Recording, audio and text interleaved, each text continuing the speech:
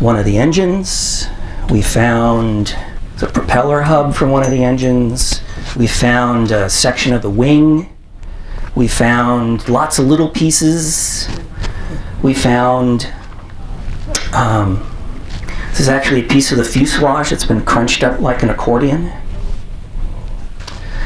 And as Michelle was walking down the glacier looking for more wreckage, I decided I was going to walk across the top of the glacier because I had the GPS coordinates from where Leo Mustinen had been found 2 years before. And I wanted to sit on that spot and just think about where he had spent the previous 63 years waiting to be discovered. And as I was walking across the glacier, I saw, like 100 feet away from me, it looked like a small tree. And on that tree, I saw something shining in the sun, which looked to me like a wedding ring. And I thought, oh, some climber lost his wedding ring. There would be hell to pay when he came home. But another climber saw the ring, picked it up, put it on the end branch of this little tree so the first climber could come back and find it. And all would be well at home again. I'm at 12,500 feet, and at that elevation, half the atmosphere is below you, or below me, and that means half the oxygen is below me as well. And we all know we need oxygen in order to live, and we need oxygen in order for our brains to think, and my brain was not thinking quite right because there's no trees growing up here. There's no grasses, there's no flowers, there aren't even any bugs. It's a glacier, for God's sake.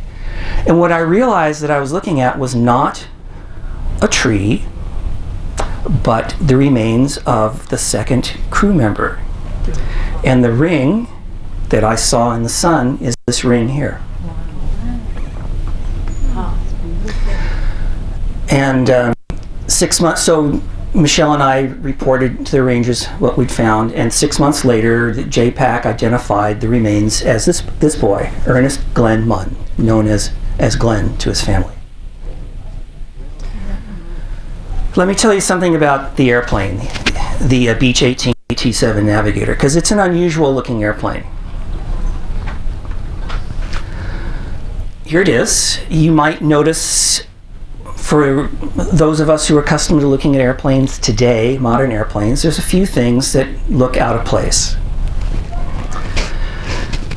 This particular airplane was first designed in the 1930s, and during its production history, it had 38 different iterations, different types, modifications. There's only one twin-engine airplane that had a longer or more productive history of manufacturing. Anybody here want to take a stab as to what that airplane might be? Okay, a DC-3. Okay. Interesting thing about the Twin Beech, they called it the Twin Beech because it had two engines,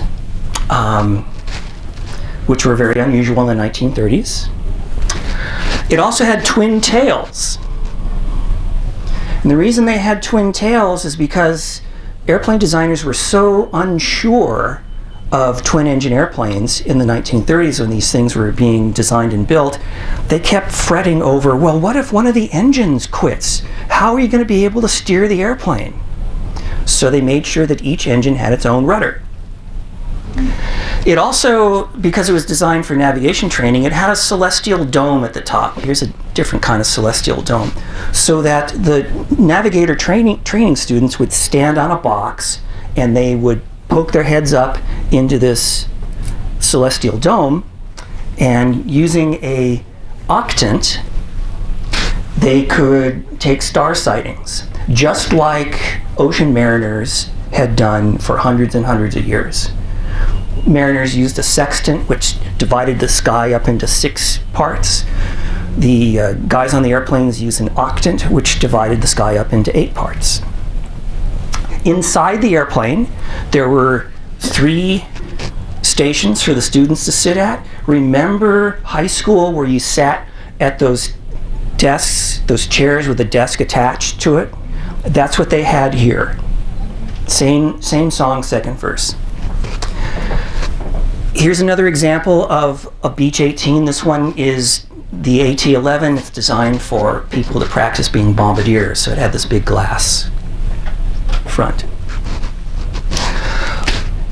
On top of the airplane, this kind of football-shaped thing here. For those of you who get around to reading Final Flight, you'll want to know about this. This is where all the radio telemetry was located, so they could follow. It's an antenna. Let's just call it an antenna. RDF. Yeah. And all in all, the Beech 18 AT-7 Navigator is an incredibly beautiful airplane. This is one that's been restored that lives down in the Bay Area, San Francisco Bay Area. Okay. Now, how did Peter Steckel get involved in the Frozen Airman story? Well, it all started a long, long time ago in a galaxy far away.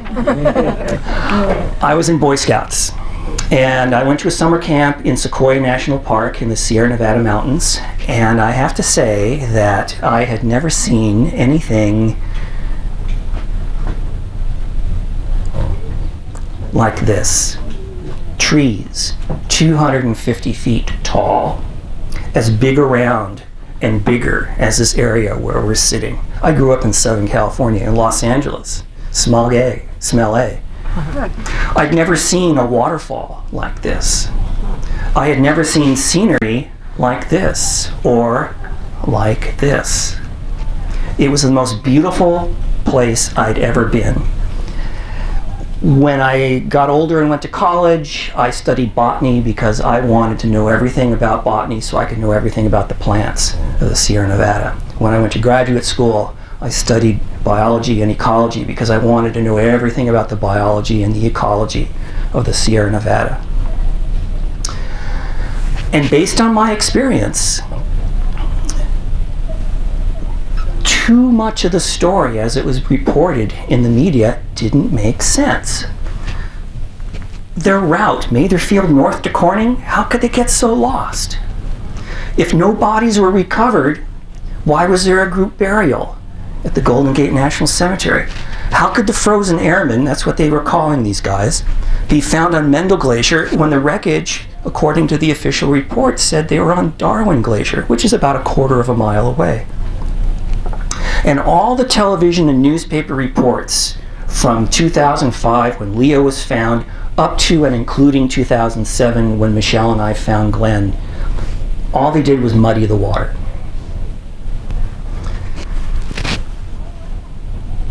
Wait. Why did it take so long for the Frozen Airmen to be found? In order to understand that, we need to know something about glaciers. So glaciers are shrinking. They are shrinking fast. And why are they shrinking? It's because the ice in the glacier is melting faster than new ice is being formed. Another reason it took so long is because Mendel Glacier is an unusual kind of glacier. It's a rock glacier, which doesn't mean that it's just rock. What it means is it's a mix of rock and ice. And the rock inside the ice insulates the ice so it keeps it from melting very rapidly. Unlike the Darwin Glacier, a quarter mile away, just around the corner, which is what we call a clean glacier. It's just this big ice cube, and it's melting really fast. Another reason it took so long to find the remains is nobody knew for sure where they were. Back in 1948, Captain Lewis thought they were on the Darwin Glacier. Well, why did he think that? His daughters got in touch with me and they shared the photographs he took when he was up there and also his map. And on his map, he had actually circled Mount Darwin and the Darwin Glacier. That's where he thought he was. And so that's why he said in his official report he was there. People were looking in the wrong place. Another reason it took so long is because a reason we were able to find him in 2005 and 2007 is because the Mendel Glacier size has changed dramatically since 1948. X marks the spot and Y marks the spot. You can see that the glacier, Mendel Glacier, is a lot smaller. In fact, this area here, if we were standing here or standing here, if we were standing here in 1948, we'd be under about 30 feet of ice to be at the same location as that. Another reason it took so long is because Mendel Glacier in Darwin Canyon is incredibly remote. And the only reason people go up there, like those two climbers in 2005, was to climb this icy field called the Mendel Coulars. And because the ice is melting so rapidly, these coulars don't have any ice in them anymore. And so no one has a reason to go up there. Now, how could the AT-7 crew have become lost, as reported in 1948 and then repeated in the media in 2005, when they had 3 navigators on board and one would hope a pilot who knew where he was? To answer that question, we actually need to know, what was their real route? Was it Matherfield and north to Corning, or was it something else?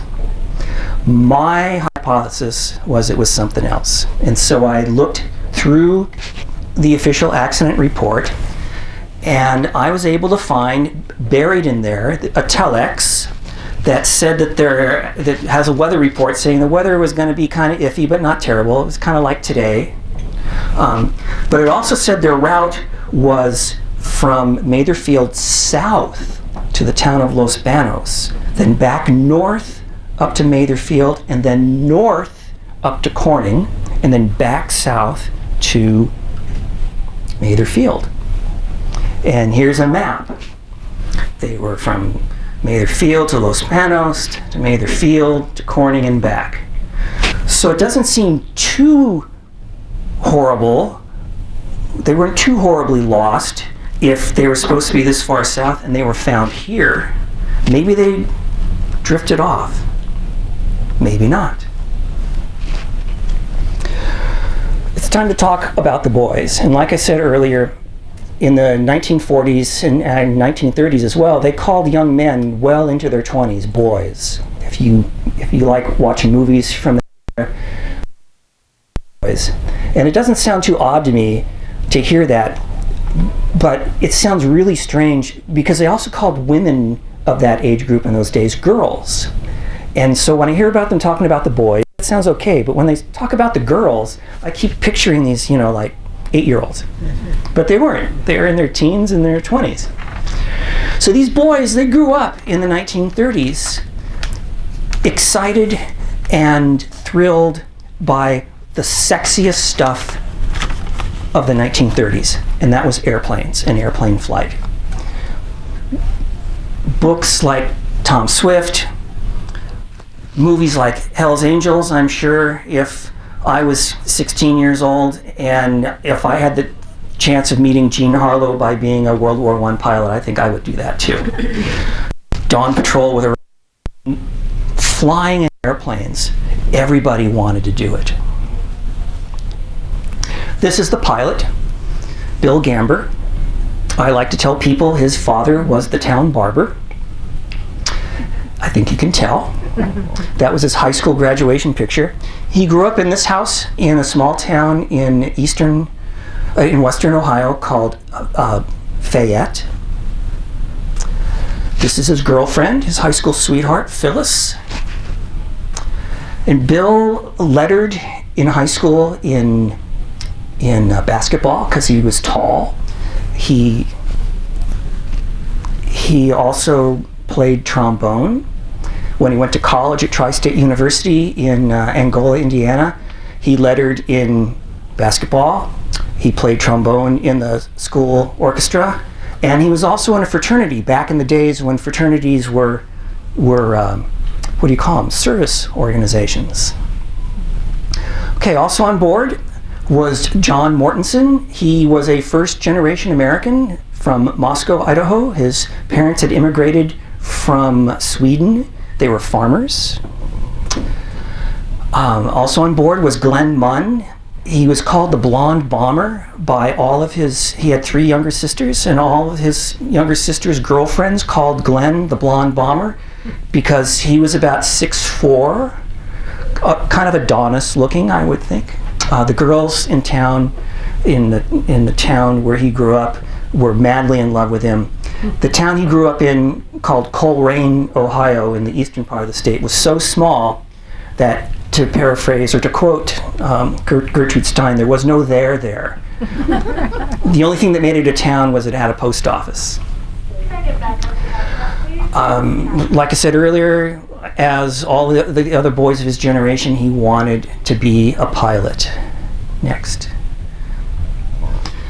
When he was in training in Santa Ana, when they had leave, they would go down to the beach at Corona and hang out on the beach. He's the only one of the four, I would say, who's out of uniform. Glenn had a girlfriend there. Her name was Marilyn Dick. She was a local girl. They were madly in love. I think they planned on getting married. When Glenn disappeared, Marilyn was so broken up by it that she could not correspond to Glenn's family. Her mother had to do it for her. Marilyn never married. She never left home. And she died young, I think, of a broken heart. And the last boy on board was Leo Mustonen. He was from Brainerd, Minnesota, also first generation American. His parents came from Finland when Finland was not a country, when it was part of not even the Soviet Union, part of Russia. This is Leo with his girlfriend, sister-in-law. So wrapping things up, I want to go over some last thoughts about why I think this is an important story. As I said at the beginning, it's a story about our soldiers who were lost due to training accidents, is little known and little told. According to the official Department of Defense figures, 16.1 million Americans were in the armed forces during World War II. Of those, 671,846 were wounded. There were 405,399 casualties, as in people killed, of our forces. Of that, 291,557 were KIA, stands for Killed in Action, which means the remainder, 113,842, or 28%, were non-combat deaths. So how did they die? They died from accidents, they died from disease, they died from all the things that people in a normal population die from. But still, 28% of our service personnel who died during the war did not die in battle. To me, that suggests that we actually had three fronts during the war. We had the Europe and North Africa front, of course. We had the South Pacific front, but we also had the home front. Let me show you some more statistics about why I think this story is important. Between December 7th, 1941 and the Japanese surrender, the Army Air Forces lost 4,500 aircraft in combat against the Japanese in the South Pacific. At the same time,